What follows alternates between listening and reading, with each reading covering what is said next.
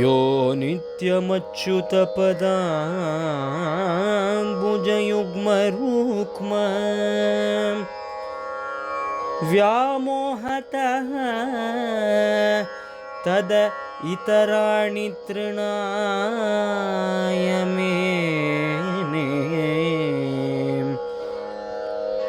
अस्मद्गुरोः भगवतोऽस्य दयैकसिन्धो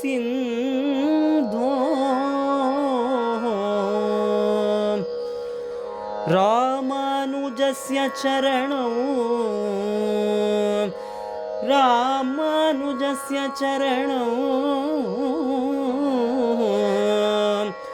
शरणं प्रपद्ये.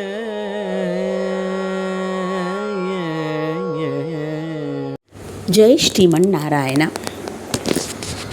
நம்ம வழக்கமாக பார்த்துன்னு வரோம் இல்லையா, வைத்தமாநிதி கோவிலுக்கு சுவாமி ராமானுஜன் ஆச்சாரியர் சுவாமி யாரோடெல்லாம் வரார் அப்படின்னு கேட்டால் 700 சன்னியாசிகள் 10,000 சிஷ்யர்களோட வராருன்னு நம்ம பார்த்தோம்.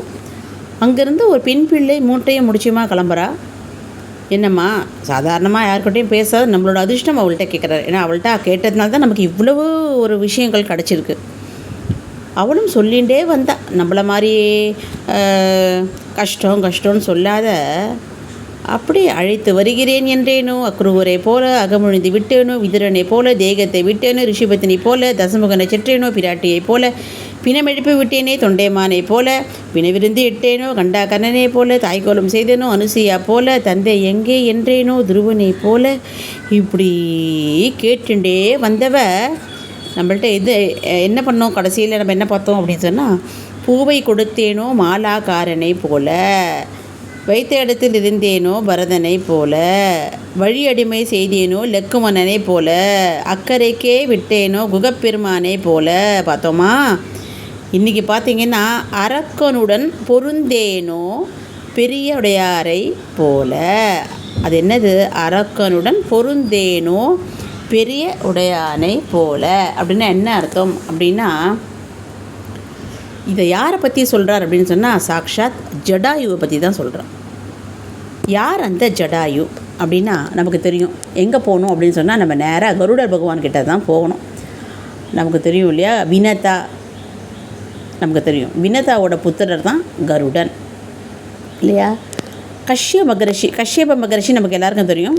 கோத்திரம் யாருக்காவது தெரியல அப்படின்னா கூட நம்ம ஈஸியாக சொல்லிடலாம். கோத்திரம் தெரியலன்னா கவலைப்பட வேண்டாம், கஷ்யப கோத்திரம் சொல்ல. ஏன்னா கஷ்யபருக்கு தான் எல்லா உயிரினமும் பிறந்திருக்கு, எல்லா ஜந்துவும் பிறந்திருக்கு. அவர்கிட்ட தான் நிறைய மனைவிகள், இலை கொடி பறவை மிருகம் மனிதர்கள் தேவர்கள் எல்லாமே அவர்கிட்டேருந்து வந்தவர் தான் அவர். அதனால் பக்ஷியான கருட பகவானுக்கு வினத்தை தான் தாயார். அவர் மூலயமா 2 முட்டை கொடுத்தாரு. அந்த 2 முட்டையும் பயங்கர வால்மீக ரிஷியரோட தபஸ்னால் அந்த மொட்டை நம்ம கஷ்யபருக்கு கிடச்சிது. அதை நம்ம வினதைக்கு கொடுக்கலாம். நம்ம கருட புராணத்தில் பார்க்கலாம். கருட தண்டகத்துன்னு ஒரு வச்சுருக்கேன் பாருங்கோ. அதில் நிறைய எபிசோட் கருடத்தோட மகாத்மியத்தை பற்றி தான் நான் சொல்லியிருக்கேன். இதில் எல்லாமே வருது. தயவுசெய்து நான் லிங்க்லேயும் அதை அனுப்புகிறேன், நீங்கள் பாருங்கோ. அந்த மாதிரி அனுப்பும் பொழுது அவசரப்பட்டு அவள் அம்மா ஒரு முட்டையை உடைச்சிட்றா. ஏன்னா ரொம்ப வருஷ காலம் காத்துட்டுருக்கா. ஆனால் கத்ருன்னு சொல்லி அவரோட தங்க ஒத்தி இருக்கா. அவள் ரொம்ப பொல்லாதவ. நம்ம வினத்தை அடிமையாக்கிட்டாவ. ஏதோ ஒரு பொய் காரணங்கள் சொல்லி அந்த குதிரை வரதை பார்த்துட்டு வால் கருப்புன்னு சொல்லி வெள்ளைன்னு சொல்லி கடைசியில் வெள்ளை வாழை கருப்பால் நாகத்தை சுற்றிக்க சொல்லி அவள் 1008 கோல்மால் பண்ணி நம்ம வினத்தாவை அடிமையாக்கிட்டான். நம்ம எல்லாருக்கும் தெரியும். அப்போது அந்த முன்னாடி முட்டை கொடுத்துருந்தாரு. அந்த முட்டை முதல் முட்டையை உடச்சிட்டா. அதனால தான் அவளுக்கு அடிமையாக போகிறோன்னு பிறந்த குழந்தை சாபம் கொடுத்தது. அந்த குழந்தை தான் அருணன். இன்றைக்கி நமக்கு சூரிய பகவானுக்கு முன்னாடி ஒரு ரெட் சகப்பு கலரில் வெளிச்சம் தெரியும் பார்த்தீங்களா, அவர் தான் அருணன். அவர் தான் தேரோட்டி. அவரை தான் பெருமாள் தேரோட்டியாக வச்சுட்டுருக்கார் சூரிய பகவான். அவருக்கு 2 புதல்வர்கள். கதைக்கு வந்துட்டோமா. அவருக்கு 2 புதல்வர்கள். யாருக்கு? அந்த அருணனுக்கு. ஒருத்தர் பேர் ஜடாயு, சாம்பான் தான் மூத்தவர். ஜடாயு சின்னவர் தான். இவா 2 பேரும் ரொம்ப ரொம்ப ரொம்ப ஒத்துமையாக இருக்கிறவா. இவா 2 பேரும் ஒரு தடவை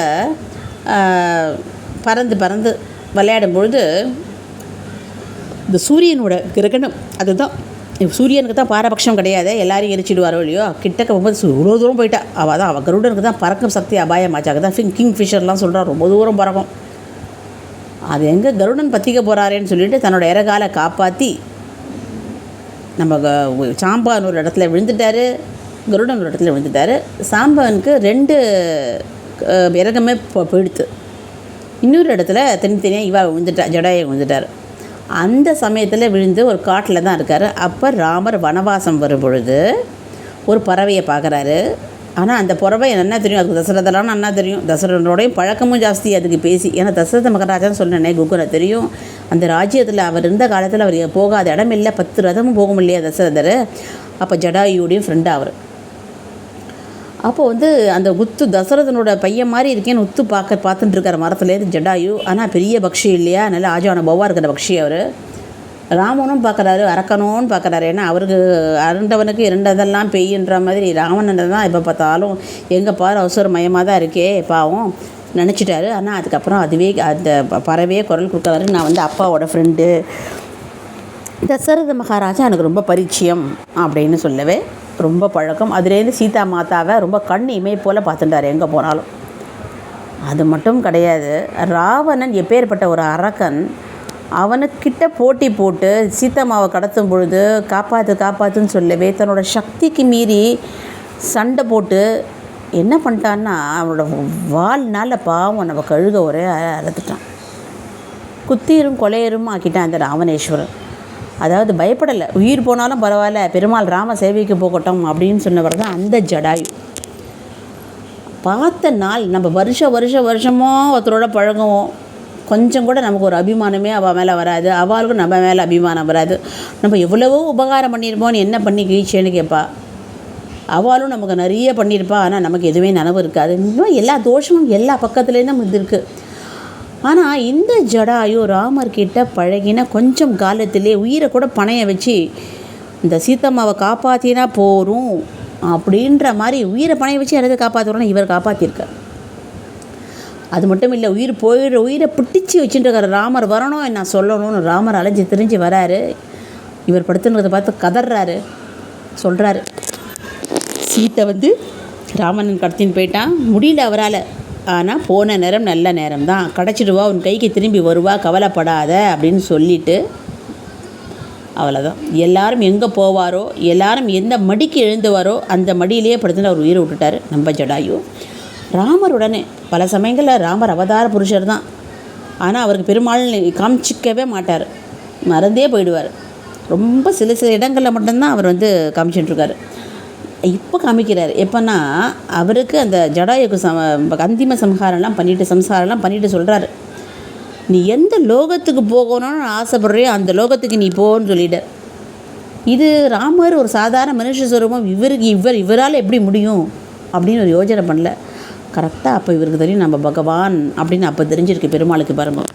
அதனால தான் அப்போ தான் சொல்கிறாரு, எந்த லோகத்துக்கு வேணால் போ, எந்த லோகத்தில் தங்கணுமோ அந்த லோகத்தில் தங்கு. பார்த்தீங்களா, இப்படிலாம் நம்மளால் சொல்ல முடியுமா இருக்காது இல்லையா? எந்த லோகத்துக்கு வேணால் போ, எங்கே தங்கணுமோ தங்கிக்கோ. ஆஹா, இந்த மாதிரி அனுகிரகம் யாருக்கு கிடைக்கும்னா சாக்ஷாத் நம்ம ஜடாயுக்கு கிடச்சிருக்கு. சரி, ஜடாயுன்னா பெரும் பக்தனா, சாஸ்திரத்தை கரைச்சி குடித்தவரா, வேதத்தை கரைச்சி குடித்தவரா, இல்லை பெருமாள் மேலே பயங்கரமான பக்தியா, இல்லை ஆழ்வார்கள் மாதிரி எக்கச்சக்கமான பாசுரம் பாடியிருக்காரா, இல்லை அடியவர்கள் மாதிரி எப்போ பாரு பெருமாள் நாமத்தையும் எடுத்துகிட்டு இருக்காளா அப்படின்னா இதுலேருந்து எதுவுமே கிடையாது தான். என்ன தான் இருக்குன்னா பெருமாளோட அறிமுகம் ஆனதுலேருந்து முதலேருந்து தான் இருக்கு, ஆகலை. அறிமுகம் ஆனதுலேருந்து அப்படி ஒரு சேவை, சீத்தம்மா உயிரை காப்பாற்றணும்னு தான் உயிரையும் மாய்ச்சிக்க தயாராக இருந்தவர். அதுதான் பக்தியில் பல விதம் இல்லையா? இதுதான் பக்தி அப்படின்னு பெருமாள் எங்கே சொன்னார்? பலவிதமான பக்தி. நம்மளோட கோல் பெருமாள் மனசை டச் பண்ணணும். அது நீ எப்படி அது பண்ணு, உன்னோட சாமர்த்தியம். நீ நிறைய வேதம் படித்து பெருமாளை பற்றி புருஷ சுஷத்தில் நல்லா பாடு, சாம வேத ராகத்தில் நல்லா பாடு, இல்லை நிறைய பேருக்கு தானம் தர்மம் உனக்குன்னு வச்சுக்காத நன்னா பண்ணு, இல்லைன்னு சொல்லாத வரவாளுக்கு கொடு, இல்லை பெருமாளை பற்றி நிறைய நாமஜாமம் பண்ணு, பெருமாளை பற்றியே பேசு, பெருமாளை பற்றியே யோசி, பெருமாளை பற்றியே கேளு. இது கூட ஒரு ரகம். இந்த மாதிரி பல பல பல பல ரகங்கள் இருக்குது பக்தியில் இல்லையா? இந்த வகை நம்ம ஜடாயு வகை பக்தி எப்படின்னா உயிரையும் கொடுக்கலாம், அவ்வளோதான். உயிரையும் கொடுக்கணும் பெருமாளுக்காக. அவ்வளோதான், உயிர் துச்சம். துணிஞ்சு போராடணும். பெருமாளுக்கு விரோதி எனக்கு விரோதி, அவன் எப்பேர் அவனாச்சு நான் ஆச்சு, நான் செத்தாலும் அவனை விட மாட்டேன் அப்படின்ட்டு அவரே ராவணனுடைய பிரமாதமாக சண்டை போட்ட இந்த ஜடாயுவை தான் நம்ம பெண் பிள்ளை சொல்கிறா. நம்மளே பார்த்தோம். அந்த பெண் பிள்ளை என்ன சொல்கிறா அப்படின்னு சொன்னால், அரக்கனுடன் பொருந்தேனோ பெரியவுடையாரை போல அப்படின்னு சொல்லியிருக்கா.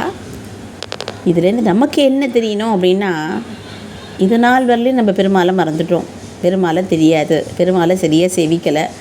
ஏதோ நீ சௌக்கியமாக நான் சௌக்கியம் காரியவாதி மாதிரி பெருமாள்கிட்ட போகிறோம் இப்படி தான் இருந்திருக்கோம். ஆனால் பெருமாளை நம்ம என்றைக்கு உணர ஆரம்பித்தோமோ, நமக்கு பெருமாள் தான், அவர் தான் நமக்கு எல்லாமே செய்ய முடியும். ஒரு ஜனங்களுக்கும் ஒரு லிமிட்டேஷன் தான் இருக்குது. இப்போ நம்மளோட குழந்தைய ரொம்ப வளர்க்குறோன்னா கூட லிமிட்டேஷன் தானே. அந்த குழந்தையோட நம்ம எங்கெல்லாம் போக முடியும்? அந்த குழந்தை நாளைக்கு ஃபாரின் போகிறேன்றான், கனடா போகிறேன்றான், ஆஸ்திரேலியா போகிறேன்றான், இல்லை கல்யாணம் பண்ணி நம்ம வெளிநாட்டுக்கே கூட பொண்ணை கொடுத்துருவோம். கூடவே போக முடியுமா? இந்த பாசம் மட்டும் இருந்தால் செல்லுபடியாகமானா அல்ல, கூடவே நம்மளால் போக முடியாது. சரி, இது குழந்தையாக இருக்கும்போது தான் அது கூடவே போக முடியுமா இல்லையா? அது பக்கத்தில் உட்காந்துக்க முடியுமானா முடியாது. லிமிட் இருக்குது. அது வரும்போது அதுக்கு சாப்பாடு கொடுக்கலாம், அதுக்கு நிறைய நல்லது கெட்டது சொல்லிக் கொடுக்கலாம், அதை நல்லா வளர்க்க முயற்சி பண்ணலாம், நல்லா படிக்க வைக்கலாம், அதுக்கு நம்ம உழைக்கலாம், இதெல்லாம் செய்ய முடியும். ஆனால் இதுக்கு மேலே நம்மளால் என்ன பண்ண முடியும்னா, பெருமாளால் மட்டும்தான் பண்ண முடியும். ஆமாம், பெருமாளால் மட்டும்தான் எல்லாமே பண்ண முடியும். அந்த குழந்தைங்களுக்கு அந்த நம்பிக்கையை தான் நம்ம விதைக்கணும். முதல்ல பெருமாளோட அனுகிரகம் கிடச்சிருக்குன்னு நம்ம தெரிஞ்ச உடனே என்ன பண்ணணும்னா, பெருமாளுக்கு நிறைய சேவை பண்ண ஆசைப்படணும், பெருமாளுக்காகவே இருக்க ஆசைப்படணும், பெருமாளுக்காகவே வாழ ஆசைப்படணும், பெருமாளுக்காகவே உயிரை விடவும் ஆசைப்படணும். நம்ம ஜடாயுக்கிட்ட இது தான் சொல்லணும். அதை தான் நம்ம ஜடாயு செஞ்சுருக்காரு. அதை தான் இந்த பெண் பிள்ளை சொல்கிறா. நாளைக்கு என்ன சொல்கிறா அப்படிங்கிறத பொறுத்து இருந்து பார்க்கலாம். ஜெய் ஸ்ரீமன் நாராயணா, ஜெய் ஸ்ரீமன் நாராயண். எல்லாருக்கும் நமஸ்காரம். எல்லாம் எப்படி இருக்கீங்க? என்ன உங்களுக்கு தெரியும்னு நினைக்கிறேன். நம்ம ஸ்ரீவாரி கிரியேஷன்ஸ் ஆரம்பித்து கிட்டத்தட்ட 4 வருஷம் ஆகிடுது.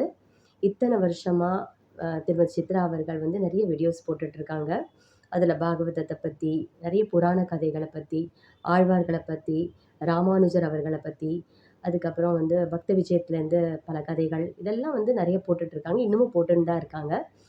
இதெல்லாம் நமக்காக தான் அவங்க பண்ணுறது. நீங்கள் யோசிச்சு பாருங்கள், நம்மளால் எல்லாத்தையும் படித்து தெரிஞ்சுக்கிறது சாத்தியமா? அவங்க டைம் எடுத்து அவங்க நிறைய விஷயங்களை படித்து நமக்காக வீடியோவை போடுறாங்க.